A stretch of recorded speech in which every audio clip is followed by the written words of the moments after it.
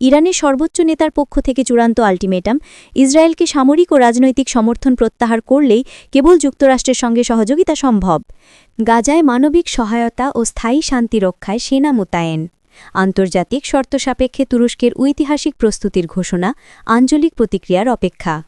তেহরানের সামরিক সাফল্য ঘোষণা, ১২ দিনের কৌশলগত সংঘাতে যুক্তরাষ্ট্র ও ইসরায়েলি নীতিকে পরাস্ত করার দাবি ইরানের IRGCর।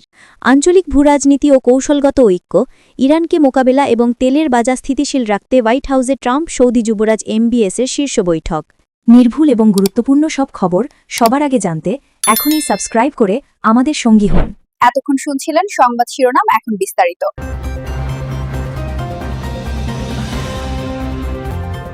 ইরানের সর্বোচ্চ নেতার পক্ষ থেকে চূড়ান্ত আল্টিমেটাম, ইসরায়েলকে সামরিক ও রাজনৈতিক সমর্থন প্রত্যাহার করলেই কেবল যুক্তরাষ্ট্রের সঙ্গে সহযোগিতা সম্ভব।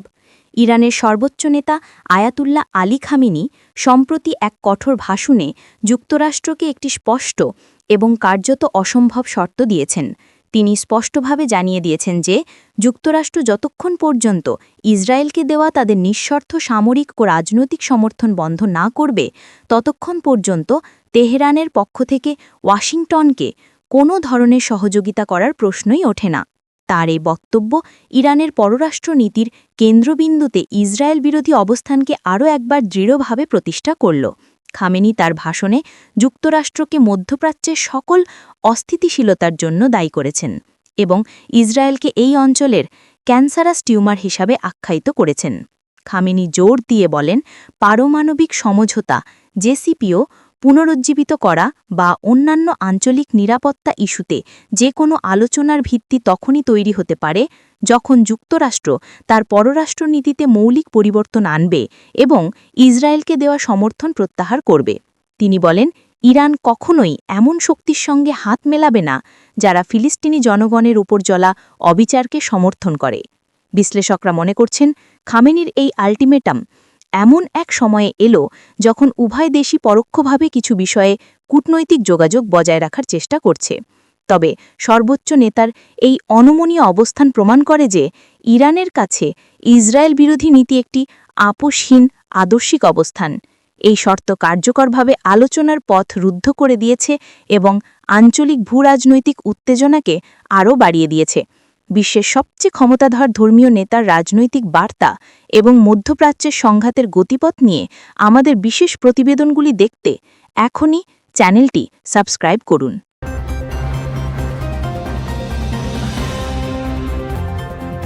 গাজায় মানবিক সহায়তা ও স্থায়ী শান্তি রক্ষায় সেনা মোতায়েন, আন্তর্জাতিক শর্ত সাপেক্ষে তুরস্কের ঐতিহাসিক প্রস্তুতির ঘোষণা। আঞ্চলিক প্রতিক্রিয়ার অপেক্ষা। ফিলিস্তিনি ভূখণ্ড গাজায় দীর্ঘমেয়াদী সংঘাত এবং তীব্র মানবিক সংকটের পরিপ্রেক্ষিতে তুরস্ক সরকার সেখানে সেনা মোতায়েনের বিষয়ে তাদের কৌশলগত অবস্থান স্পষ্ট করেছে। প্রেসিডেন্ট রেচেপ তাইয়েপ এরদোয়ান এবং তার পররাষ্ট্র মন্ত্রণালয়ের পক্ষ থেকে জানানো হয়েছে যে আঙ্কারা এককভাবে বা আগ্রাসী সামরিক অভিযানের মাধ্যমে গাজার ভূখণ্ড প্রবেশ করবে না। তবে গাজায় স্থিতিশীলতা ফিরিয়ে আনতে এবং স্থায়ী যুদ্ধবিরতি পর্যবেক্ষণ করার জন্য যদি জাতিসংঘের তত্ত্বাবধানে অথবা একটি আন্তর্জাতিকভাবে স্বীকৃত বহুপক্ষীয় জোটের অধীনে একটি শান্তিরক্ষা মিশনে অংশগ্রহণের আনুষ্ঠানিক আহ্বান আসে, তবে তুরস্ক সেই প্রস্তাবে ইতিবাচক সাড়া দিতে প্রস্তুত। এই সিদ্ধান্ত তুরস্কের আঞ্চলিক উচ্চাকাঙ্ক্ষা এবং ফিলিস্তিনিদের প্রতি তাদের ঐতিহাসিক সমর্থনের গভীরতা তুলে ধরে। তুর্কি কর্মকর্তারা জোর দিয়ে বলছেন, তাদের প্রধান লক্ষ্য হল যুদ্ধ পরবর্তী গাজার পুনর্গঠনে সহায়তা করা এবং গাজাবাসীর জন্য একটি নিরাপদ পরিবেশ তৈরি করা। তাদের এই প্রস্তাবের পেছনে দুটি মূল উদ্দেশ্য রয়েছে।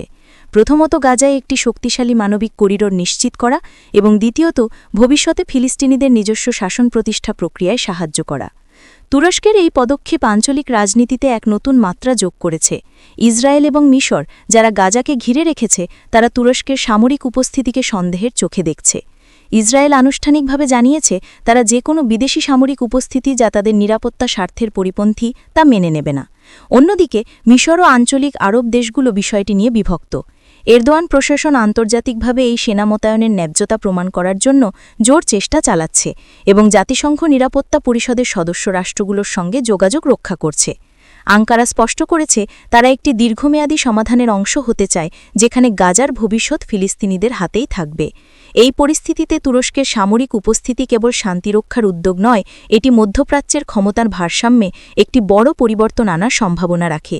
তুরস্ক মনে করে এই মানবিক ও সামরিক উদ্যোগের মাধ্যমে তারা বিশ্বমঞ্চে নৈতিক নেতৃত্ব প্রতিষ্ঠা করতে পারবে।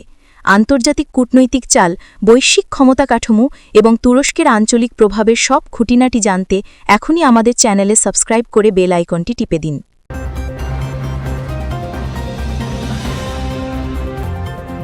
তেহরানের সামরিক সাফল্য ঘোষণা।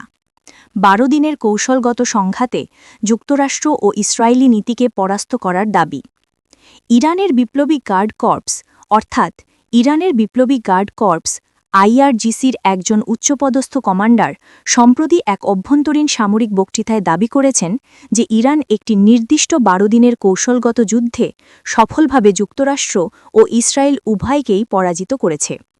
আন্তর্জাতিক সামরিক বিশ্লেষকরা এটিকে সরাসরি সামরিক সংঘাত হিসেবে না দেখে ইরানের আঞ্চলিক প্রক্সি যুদ্ধ, সাইবার হামলা এবং অর্থনৈতিক চাপ মোকাবিলার প্রেক্ষাপটে তেহরানের কৌশলে সাফল্য হিসেবে ব্যাখ্যা করছেন। এই দাবিটি ইরানের প্রতিরোধের অক্ষ অর্থাৎ প্রতিরোধের অক্ষ অ্যাক্সিস অফ রেজিস্ট্যান্স নীতির কার্যকারিতা প্রমাণের উদ্দেশ্যে অভ্যন্তরীণ জনমতকে একত্রিত করার একটি প্রচেষ্টা। কমান্ডারের বক্তব্যে এই 12 দিনের যুদ্ধের সুনির্দিষ্ট সময়কাল বা ঘটনা উল্লেখ না থাকলেও ধারণা করা হচ্ছে এটি হতে পারে কোনো নির্দিষ্ট সময়ের সাইবার আক্রমণ, আঞ্চলিক প্রক্সি গ্রুপগুলোর মাধ্যমে ইসরায়েলের সাথে হওয়া কোনো স্বল্পমেয়াদী সংঘাতের পর্যায় বা ইরানের ওপর আরোপিত নিষেধাজ্ঞাগুলোর বিরুদ্ধে তেহরানের সফল অর্থনৈতিক প্রতিরোধ। ইরান নিয়মিতভাবে যুক্তরাষ্ট্র ও ইসরায়েলকে তাদের জাতীয় নিরাপত্তার জন্য প্রধান হুমকি হিসেবে চিহ্নিত করে। আইআরজিসির এই ঘোষণা বিশ্বমঞ্চে তাদের আঞ্চলিক প্রতিপত্তি ও কৌশলগত সক্ষমতার বার্তা দেয়। তাদের দাবি অনুযায়ী এই 12 দিনের সংঘাতে ইরান প্রমাণ করেছে যে সামরিক শক্তিতে কম হওয়া সত্ত্বেও তারা আঞ্চলিক ভূরাজনীতিতে মার্কিন ও ইসরায়েলি নীতিকে কার্যকরভাবে অকার্যকর করে দিতে সক্ষম। এর মাধ্যমে তেহরান দেখাতে চায় যে তাদের সামরিক সক্ষমতা কেবল ক্ষেপণাস্ত্র বা পারমাণবিক কর্মসূচি পর্যন্তই সীমাবদ্ধ নয়, বরং এটি একটি বিস্তৃত প্রতিরোধমূলক কৌশল। এই ধরনের উচ্চাভিষী সামরিক দাবি আঞ্চলিক উত্তেজনাকে আরও বাড়াতে পারে এবং মধ্যপ্রাচ্যের সামরিক ভারসাম্যের ওপর এর মনস্তাত্ত্বিক প্রভাব সুদূর প্রসারী হতে পারে।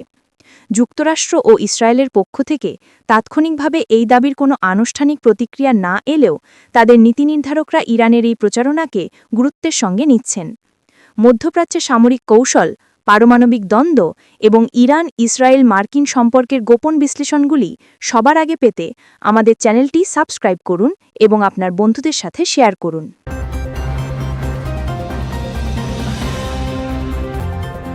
আঞ্চলিক ভূ-রাজনীতি ও কৌশলগত ঐক্য। ইরানকে মোকাবিলা এবং তেলের বাজার স্থিতিশীল রাখতে হোয়াইট হাউসে ট্রাম্প সৌদি যুবরাজ এমবিএসের শীর্ষ বৈঠক। মধ্যপ্রাচ্যের কৌশলগত নিরাপত্তা এবং বৈশ্বিক তেলের বাজারের ভবিষ্যৎ নিয়ে আলোচনা করতে সৌদি আরবের অত্যন্ত প্রভাবশালী ক্রাউন প্রিন্স মোহাম্মদ বিন সালমান যুক্তরাষ্ট্রের তৎকালীন প্রেসিডেন্ট ডোনাল্ড ট্রাম্পের সঙ্গে হোয়াইট হাউসে এক উচ্চ পর্যায়ের কৌশলগত বৈঠকে মিলিত হন। এই বৈঠকটিকে ইরানকে আঞ্চলিকভাবে মোকাবিলা করা এবং দুই দেশের মধ্যেকার দীর্ঘদিনের সামরিক ও অর্থনৈতিক জোটকে আরও মজবুত করার একটি প্রচেষ্টা হিসেবে দেখা হয়। আলোচনা মূলত 3টি প্রধান স্তম্ভের উপর কেন্দ্রীভূত ছিল। ইরানকে আঞ্চলিক হুমকি হিসেবে চিহ্নিত করে যৌথ সামরিক ও গোয়েন্দা সহযোগিতা আরও গভীর করা, ইয়েমেনের সংঘাত নিরসনে সৌদি আরবের ভূমিকাকে সমর্থন করা এবং সন্ত্রাসবাদ মোকাবিলায় যৌথ কর্মপরিকল্পনা গ্রহণ, এবং তেলের বাজারের স্থিতিশীলতা এবং বৈশ্বিক জ্বালানি সরবরাহ নিশ্চিত করা। প্রেসিডেন্ট ট্রাম্প সৌদি যুবরাজকে মধ্যপ্রাচ্যে তার প্রশাসনের প্রধান অংশীদার হিসেবে গণ্য করেন এবং এই বৈঠক মূলত সেই সম্পর্ককে নতুন গতি দেওয়ার লক্ষ্যে আয়োজিত হয়। অর্থনৈতিক দিক থেকে যুক্তরাষ্ট্র থেকে সৌদি আরবে বিপুল পরিমাণ অত্যাধুনিক অস্ত্র বিক্রির চুক্তি এবং মার্কিন বিনিয়োগ আকর্ষণের বিষয়টি গুরুত্ব পায়।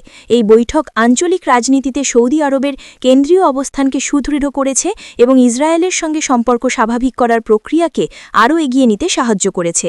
আন্তর্জাতিক বিশ্লেষকরা মনে করছেন এই বৈঠকটি ট্রাম্প প্রশাসনের ইরান বিরোধী অক্ষনীতিকে কার্যকর করতে সৌদি আরবের ভূমিকা অপরিহার্য বলে প্রমাণ করেছে।